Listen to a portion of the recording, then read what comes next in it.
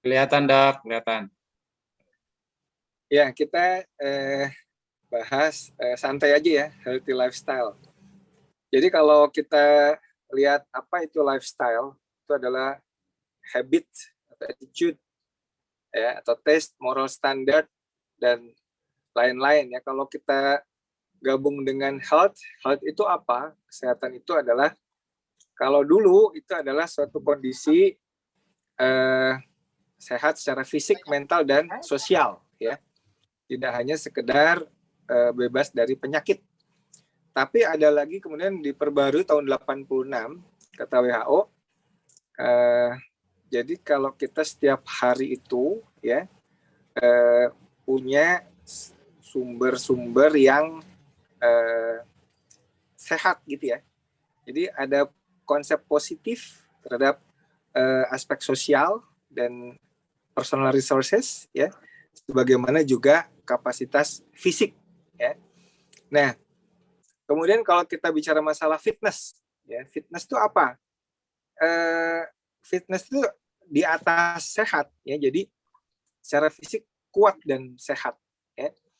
Misalnya orang sehat belum tentu dia kuat sepedaan gitu ya, tapi orang sepedaan itu biasanya fit dan sehat gitu ya. Nah, kalau definisi dari sisi ilmu orang-orang fitness ya, apa yang disebut dengan kuat atau bugar itu adalah orang yang mampu mengangkat beban seberat badan tubuhnya, seberat tubuhnya. Jadi kalau orang beratnya 60 kilo, dia bisa mengangkat beban 60 kilo, nah itu katanya bugar atau kuat ya. Nah ini ada legenda Milo di Croton ya, itu nggak tahu benar apa enggak, namanya legenda ya. Ada orang yang bisa kuat mengangkat banteng ya. Banteng ini kan bisa 300-400 kilo ya. Nah, ternyata dia tidak langsung bisa kuat mengangkat banteng dewasa. Sejak kecil dia sudah dikasih anak banteng oleh orang tuanya, dan dia disuruh mengangkat ya. Tiap pagi sama sore itu mengangkatin anak banteng. Kita nggak harus kayak gitu amat ya. Tapi ada yang disebut dengan kesehatan metabolik ya. Nah, kesehatan metabolik ini sebenarnya bisa kita peroleh tanpa harus ngangkat-ngangkat anak banteng ya. Ini menarik, ada satu survei pada orang dewasa Amerika ya. Survei ini tahun 2009 sampai 2016. Ini saya terjemahkan aja di sini. Dia bilang definisi sehat metabolik itu kalau bebas dari sindrom metabolik. Jadi kira-kira begini Bapak Ibu sekalian. Ini kira-kira ada berapa nih di antara para pegawai Departemen Pertanian yang memenuhi syarat ini ya. Jadi katanya lingkar perut itu maksimal setengah dari tinggi badan. Ya, kalau tinggi badan kita 170, lingkar perut itu maksimal 85. Nah, kalau di atas 85 itu udah bendera kuning ya, udah garis kuning, hati-hati. Tekanan darah itu harusnya di bawah atau sama dengan 120/80. Ya. Gula darah puasa di bawah 100, HbA1c di bawah 5,7%, triglycerid puasa di bawah 150 ya. HDL itu di atas 40 karena HDL ini kolesterol bagus untuk pria, dan perempuannya di atas 50. Nah, poin 7 nih, poin 16 dicapai tanpa obat apapun ya. Ya sekarang ini orang jarang nih yang bisa hidup sehat tapi nggak pakai obat apa-apa gitu ya. Biasanya ya minum obat hipertensi, obat kolesterol ya, aneka vitamin dan sebagainya. Padahal nih kalau kita lihat bagaimana prevalensi kesehatan metabolik pada orang Amerika, ternyata cukup memprihatinkan ya. Secara overall, orang-orang Amerika itu kesehatan metaboliknya cukup rendah ya. Jadi hanya 12% yang mencapai kesehatan metabolik yang memenuhi syarat dari ke-7 tadi ya. Artinya 88% orang Amerika Serikat itu tidak sehat secara metaboliknya ya. Bahkan pada orang-orang yang usianya 20 sampai 39 tahun itu 23% saja yang sehat metaboliknya. Ya kan? Artinya ini ada berapa tuh? 77, sekitar 77% orang usia 20 sampai 39 yang dia tidak sehat secara metabolik ya. Saya kira di Indonesia pun akhir-akhir ini mungkin nggak jauh beda ya. Nah, konklusi dari survei tadi, kata dia, bagaimana supaya kita mempromot healthier lifestyle. Jadi, solusinya karena tadi bukan nggak boleh pakai obat apapun, artinya berarti perbaikan itu harus dari gaya hidup yang lebih sehat ya. Nah, ini mungkin kita akan bahas malam ini, mudah-mudahan bisa selesai. Suara saya masih dengar? Masih dok, lanjut. Dengar. Masih dok.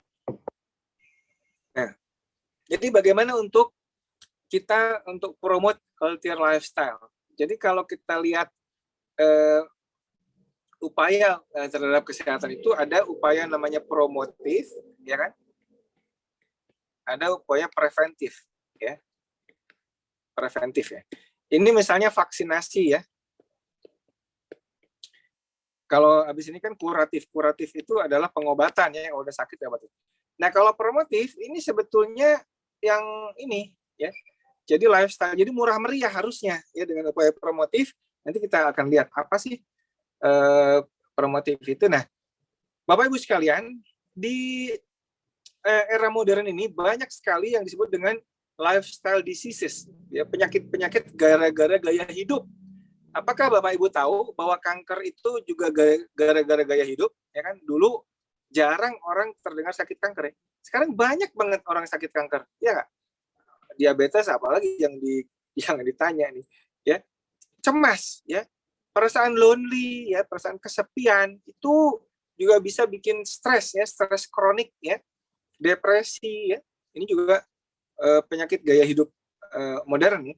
Dan kalau kita lihat, ada yang disebut dengan risiko kardiometabolik ya.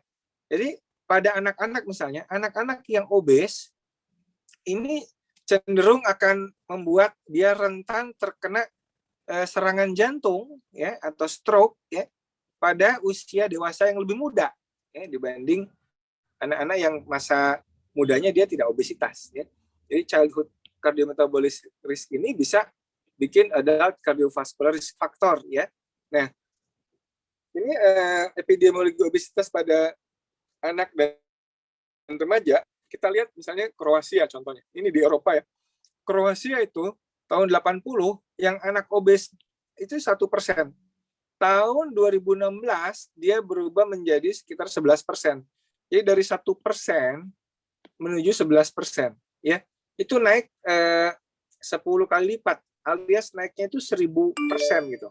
Ya, naik 11 kali lipat ya, jadi 1100% obesitas dulu tahun 80 hingga menjadi 2016 itu naik 1100% ya. Ternyata hampir rata di berbagai negara di Eropa ya. Nah, sekarang bagaimana dengan obesitas di negara kita? Ini Riskesdas 2018 ya. Kita bisa lihat bahwa tadinya nih ini obesitas sentral tuh perut buncit ya. Perut buncit nih definisinya kalau perempuan di atas 80, laki-laki di atas 90. Ya, sebetulnya lingkar perut itu kan tadi saya bilang harusnya maksimal setengah kali tinggi badan ya. Jadi kalau tinggi badan bapak-bapak 170 itu 85 sebetulnya. Ini pakai lebih dari 90 itu udah kelebihan sebetulnya. Tapi dengan kriteria 90 cm aja tahun 2018 itu 31% ya rata-rata nasional. Artinya dari 10 orang itu ada 3 yang buncit perutnya ya. Tadinya cuma 2 gitu ya, 18,8. Nah, daerah mana yang buncitnya paling banyak? Ternyata ini DKI Jakarta juara kedua ya. Jadi kalau di Jakarta dari 100 itu ada 41 orang yang buncit perutnya. Kalau di Sulawesi Utara ada yang dari Sulawesi Utara di sini ternyata lebih tinggi lagi 42,5 yang buncit ya. Dia umur 15 tahun ke atas. Padahal buncit itu adalah sumber dari awal dari segala penyakit yang degeneratif. Nah, ini contoh salah satu pasien saya. Umur 8 tahun 7 bulan, udah 51 kilo. Tingginya 126 doang. Ini kita lihat ya. Ini saya perutnya seperti ini, kemudian ini ya titiknya sampai tenggelam ya. Jadi ini kan kesian. Di obesitas anak Indonesia ini kira-kira 1 dari 10 ya, 9%. Nah, Bapak Ibu sekalian, kalau kita lihat itu ada buku Start with Why gitu ya. Buku Simon Sinek itu buku terkenal ya. Bagaimana orang bisa sukses itu kalau tahu why-nya ya.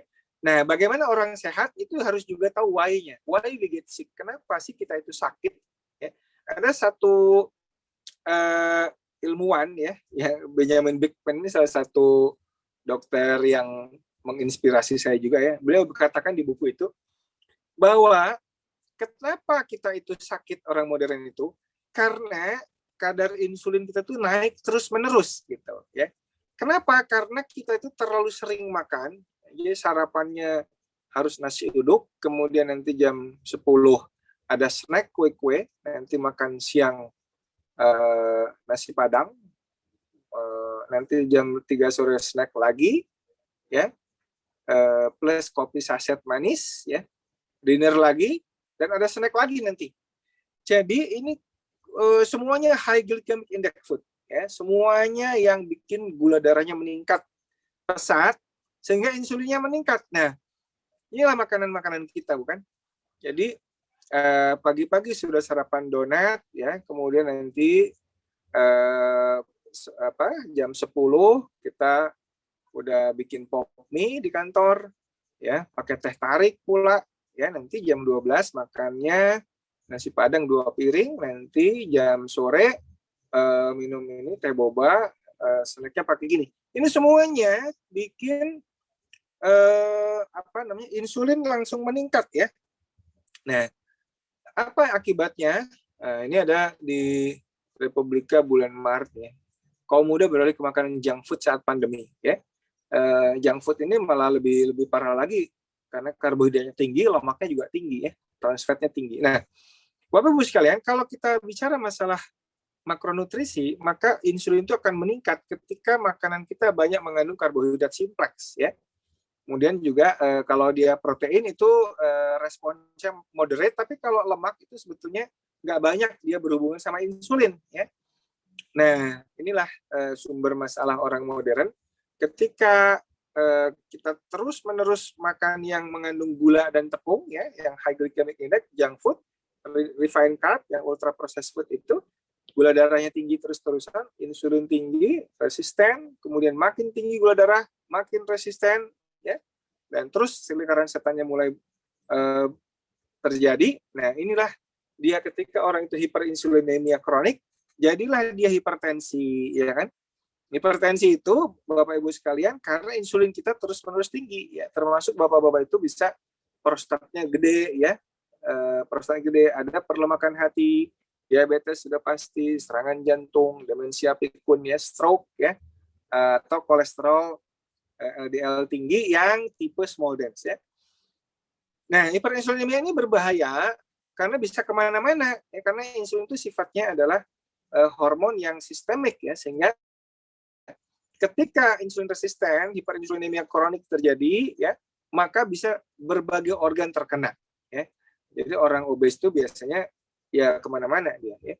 Nah, Bapak Ibu sekalian, kalau kita terlalu banyak makan ya, tadinya badan kita yang bersih seperti dapur ini jadi banyak sampah menumpuk di badan kita ya, karena tidak pernah berhenti mulutnya itu dari makan ya. Nah, sampah itu ketika menumpuk di badan kita dalam bentuk apa? Dalam bentuk timbunan lemak, Bapak Ibu sekalian ya. Ada lemak yang nempel di jantung, epikardik dan intramyokardik adipose tissue ya, di dalam otot jantung maupun di pinggirnya. Ada yang nempel di liver, ada yang di pankreas ya. Pokoknya sampah-sampah dalam bentuk lemak itulah yang kemudian membentuk ectopic fat ya, lemak-lemak yang tidak pada tempatnya ya, termasuk juga pada perut buncit kita ya. Nah, jadi kumaha tuh ya, gimana caranya? Gampang Bapak Ibu sekalian. Karena penyakit kita itu gara-gara keseringan makan dan salah memilih jenis makanan, ya maka terapinya harus sesuai dengan sebabnya kan gitu ya. Nah, kata Hippocrates, setiap orang tuh punya dokter dalam dirinya. Kita hanya harus membantunya bekerja. Nah, kalau Anda makan saat sakit, Anda memberi makan penyakitnya. Ya. Hippocrates itu sering puasa, hidup sampai 90 tahun dan sering menggunakan puasa sebagai resep untuk pasiennya. Ya. Nah, ini kata William Osler, ya, bapak dari kedokteran modern, tugas pertama dokter itu bukan ngasih resep, tapi mengedukasi masyarakat. Ya. Kata Benjamin Franklin, dokter terbaik itu yang memberi obat paling sedikit. Jadi kalau kita lihat banyak sampah, itu kita harus aktifkan ya janitor intraseluler kita ya, yang akan menghabiskan sampah ini ya, yaitu lisosom namanya. Lisosom adalah satu organel yang ada di dalam sel yang sangat asam, dan dia punya semua enzim untuk mencerna protein, mencerna lemak, mencerna amilase, karbohidrat, mencerna nuklease ya, itu asam nukleat ya. Nah, tapi lisosom ini hanya akan bekerja ketika autofagosomnya diaktifkan. Dia akan ketemu di sini, dan ini akan terjadi ketika autofagi terjadi. Autofagi kapan terjadi? Ketika orang itu sedang puasa. Jadi kalau nggak ada makanan, baru autofaginya terjadi. Ya. Nah, ini penemu autofagi Dr. Yoshinori Ohsumi itu dapat Nobel karena menemukan bahwa pada saat orang itu nggak ada makanan apa-apa selama ada yang bilang 16 jam, ada yang bilang 18 jam lebih, maka autofagi itu terjadi. Ya. Ini ilmuwan tentang autofagi yang mempelajari puasa. Ya. Autofagi itu housekeeping. Ya. Jadi ketika kita itu sedang tidak ada makanan pada saat puasa, ya, maka terjadi pembersihan sampah. Sampah-sampah itu yang akan dilirik untuk menjadi sumber energi kita. Ya, ini cerdasnya sel-sel tubuh kita ya, sebetulnya diciptakan oleh Allah yang Maha Cerdas ya. Sehingga dengan demikian mekanisme housekeeping ini, bersih-bersih protein yang kemudian salah cetak, sel-sel tua segala macam, sampah-sampah tubuh itu, bahkan sel-sel yang bakal jadi kanker itu dihancurkan pada saat puasa ya. Makanya orang yang jarang puasa ya, orang yang makan terus-menerus, itulah sumber penyakit kemana-mana. Nah, di samping housekeeping juga ada immune response ya. Kalau pernah dengar voice note saya waktu itu, bagaimana orang terkena COVID mencegah fatal, ya puasa juga ya pada saat awal serangan COVID. Kenapa? Karena pada saat orang itu dipuasakan ya, masuk ke autofagi, virusnya masuk, virusnya nggak bisa pesta pora berkembang biak karena nggak ada makanan. Dia kemudian malah masuk ke siklus autofagi dan kemudian dihancurkan menjadi remahan virus ya. Ya, selalu efek intermittent fasting ini untuk kesehatan, ya, penuaan dan penyakit ini banyak. Ini penelitian sudah banyak sebetulnya ya. Ini orang itu harus punya saat-saat dia makan dan tidur seimbang dengan saat dia olahraga dan puasa gitu ya. Orang modern itu puasanya jarang, olahraganya jarang, kerjanya makan melulu ya. Nah, ini yang problem kita itu karena seperti ini. Oleh karena itu, jurnal ini merekomendasikan ada yang disebut dengan jam makan dan jam puasa ya. Kalau di sini dia bilang 18:6 gitu ya. Nanti kita coba bahas apa 18:6.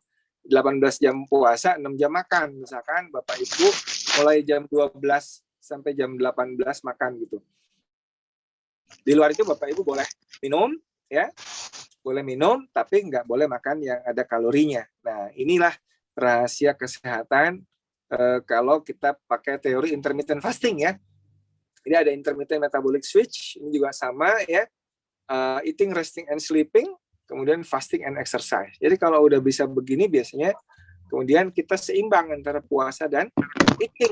Jadi teori ini membuat orang itu, misalkan ada 8 jam waktu makan ya, mulai dari makan siang dan makan malam ya, tapi di luar itu dia ini 16:8 nih, di luar itu dia tidak masukkan kalori sehingga insulinnya tetap bagus, tetap zona hijau gitu ya kira-kira ya. Nah, ini kalau dia udah lebih kuat lagi, ada juga yang 4 jam makannya. Jadi misalnya mulai makan itu dia jam 14 sampai jam 18 ya, mulai makan siang jam 2, nanti makan malamnya jam 18. Ini kan 4 jam. Ya, di luar itu dia tidak kemasukan kalori, ya, tapi boleh minum. Nah, yang begini ini biasanya lebih bagus juga untuk autofaginya berjalan ya. Nah, tadi kita sudah lihat makanan-makanan yang bikin kita sakit ya. Sekarang sebetulnya kita itu bisa memilih real food ya, real food revolution gitu ya. Makanan alami yang tidak diproses oleh pabrik ya, yang tidak punya barcode gitu ya. Ada telur kan nggak ada barcode-nya ya, kecuali Bapak Ibu beli Di sana ada barcode buat bayar doang, tapi dia nggak ada barcode-nya karena bukan cetakan pabrik ya.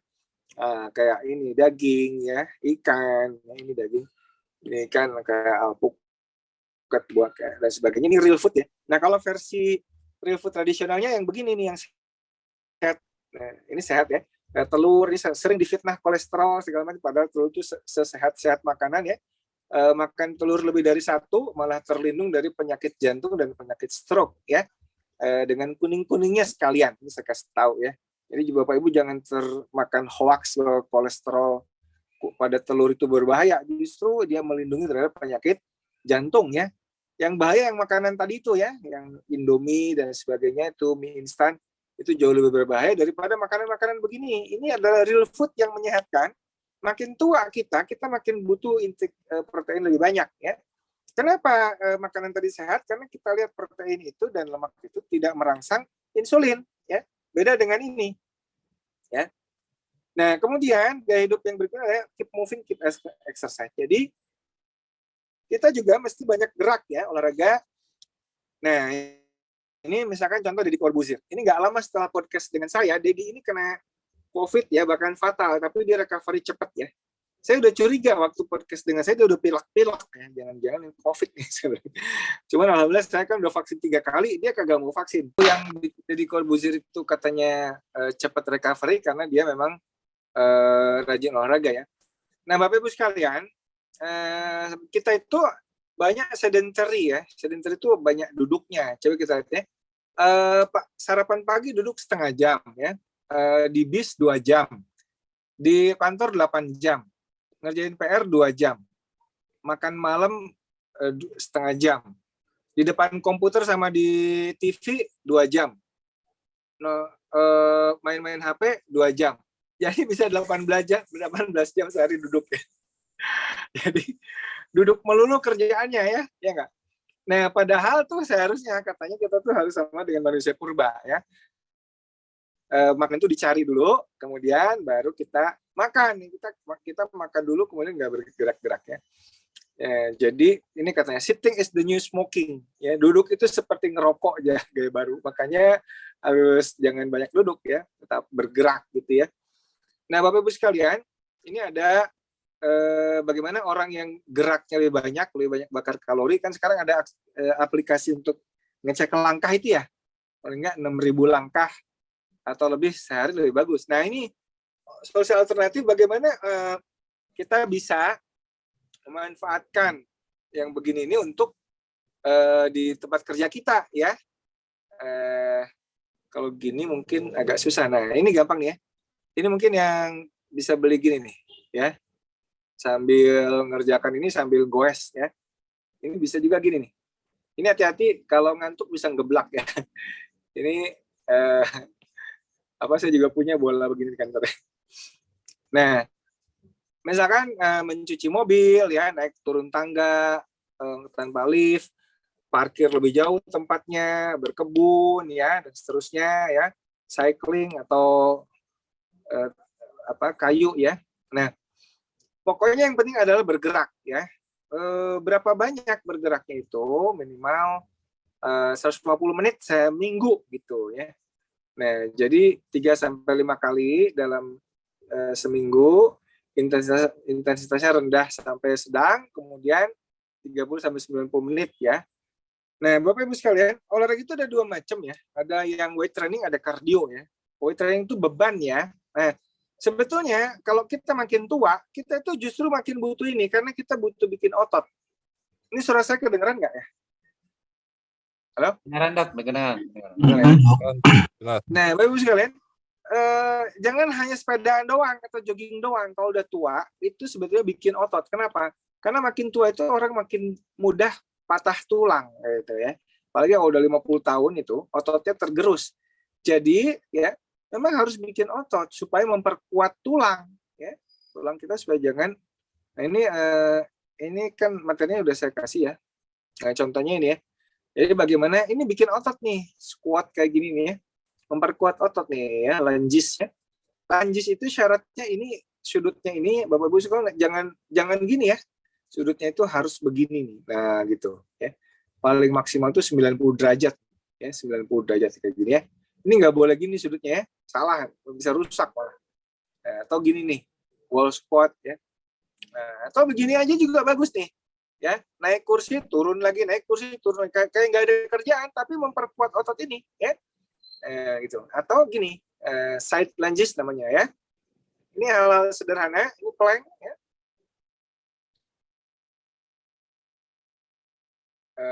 Ini plank, wall push up ya. Nah, ini pakai beban. Kayak gitu aja dia bisa memperkuat ya, minimal ini. Nanti silakan dibaca di materinya ya. Tanpa sehat aktivitas lain ikut menjadi sakit. Olahraga tidak bisa digantikan, tidak bisa dibeli. Jadi kalau olahraga tuh nggak bisa diwakili ya. Kalau yang lain mungkin bisa diwakili. Bugar hanya bisa dicapai melalui olahraga ya. Puasa itu bisa sehat juga, tapi kalau nggak pakai olahraga dia nggak bugar ya. Bentuk tubuh tuh bonus aja ya. Jadi jangan pingin ke bentuk tubuhnya duluan, tetapi bugar tadi ya. Nah, ini contoh kalau kita bisa olahraga di masjid juga bisa ya. Push up ya. Kemudian squat, nah squat bisa kayak gitu ya. Kalau squat boleh ini sudutnya begini, kalau squat boleh ya, sudutnya begini boleh squat ya. Nah, tapi kalau lunges, ini lunges yang ini nih. Nah, ini berikutnya. Kalau lunges kayak gini ya, ini nggak boleh. Nah, kalau sudutnya gini boleh ya. Nggak boleh lebih dari, kurang dari 90 nggak boleh. Atau main-main sama cucu ya, push up, jadi kuda-kudaan. 2, Lumayan juga ya, kalau cucunya 15 kilo, coba aja lumayan. 4. Ya, atau olahraga begini ya. Ya, pakai TRX ya. Nah, ini olahraga sederhana yang bisa dilakukan ya. Itu jadi kebalik kayak gitu ya. Nah, tapi intinya adalah Bapak Ibu sekalian, gaya hidup kita tuh masih seimbang ya. Kita Muslim itu sudah dilatih untuk sholat ya, zikir ya, tentram hati kita ya, tatmainnul qulub ya, mutmainnah. Kita juga rajin puasa ya, tapi olahraganya mungkin kita mesti tingkatkan ya. Tidur kita juga mesti cukup, dan healthy eating ya. Jadi jangan sampai kita rusak gara-gara terlalu sering makan, udah gitu makannya yang nggak sehat ya. Nah, itu saya kira apa yang bisa saya sampaikan. Mudah-mudahan bermanfaat ya. Silakan kalau ada mau pertanyaan atau waktu. Terima kasih Dr. Pipin atas paparannya. Insya Allah masih ada 8 menit. Masuk. Baik, bagi para peserta yang ingin bertanya secara langsung, mangga silahkan raise hand.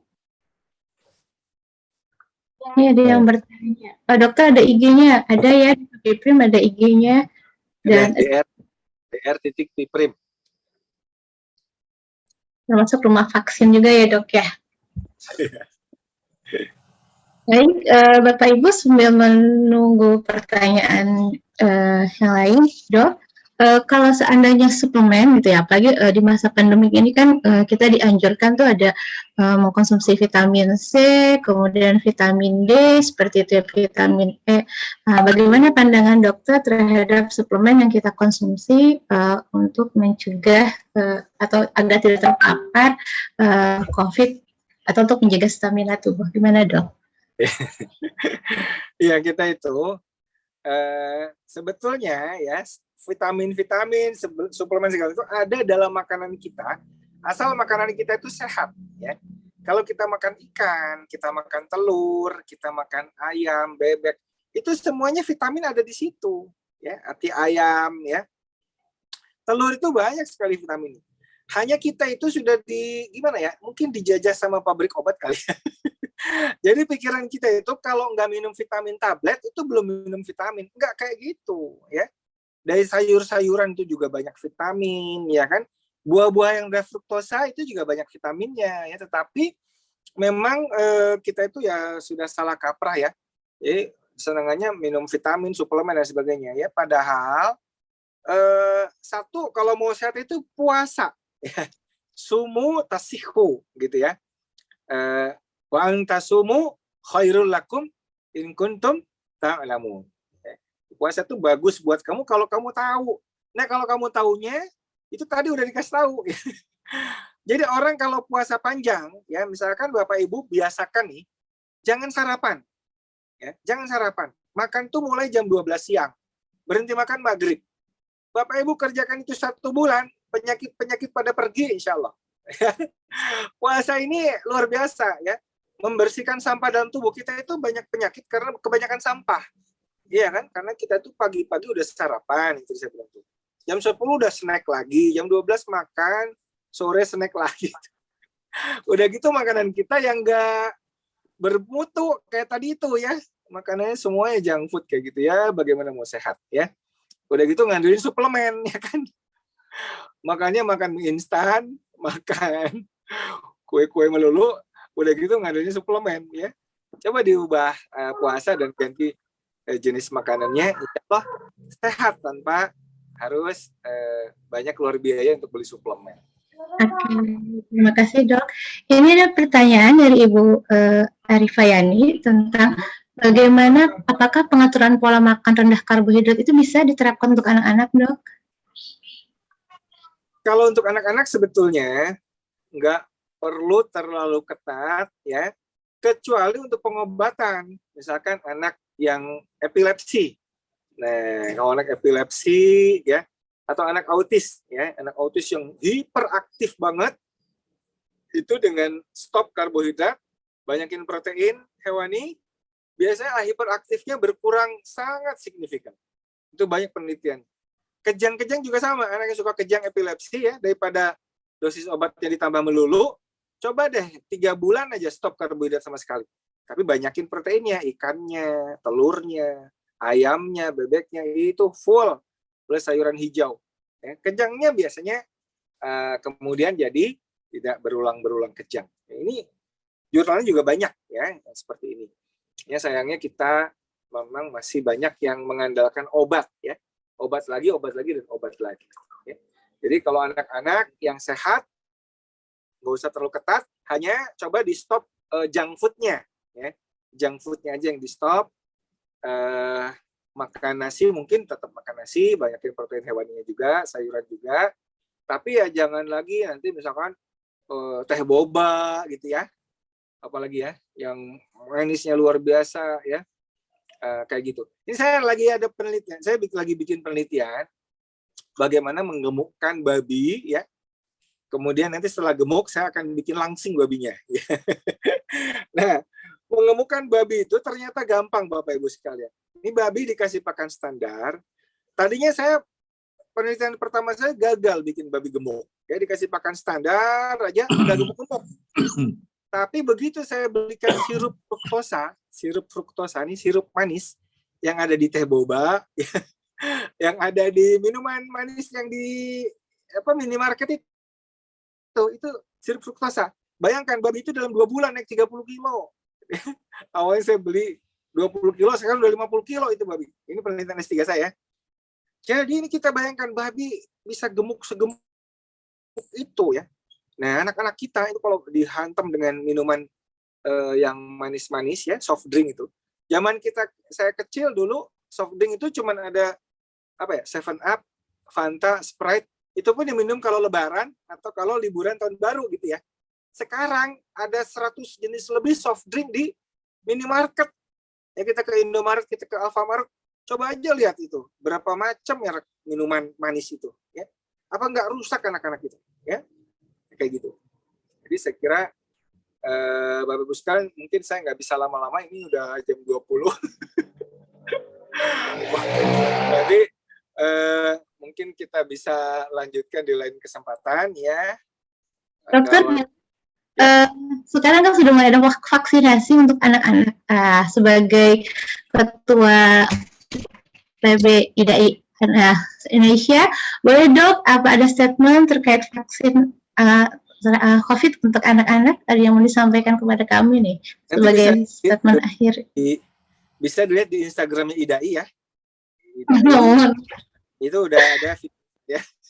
Silakan ditonton aja. Ada beberapa rekomendasi. Tapi pelaksanaannya nanti nunggu dari Kemenkes ya. Karena IDAI kan sekedar saintifiknya aja. Nanti Kemenkes yang akan mengeluarkan kapan dilakukannya, teknisnya seperti apa dan sebagainya, itu dari Kemenkes ya. Mohon maaf, saya mesti ada meeting lain, udah jam 8. Terima kasih Dr. Regi atas undangannya, mudah-mudahan bermanfaat. Silakan materinya boleh disebar. Terima kasih. Assalamualaikum warahmatullahi wabarakatuh. Mohon izin ya.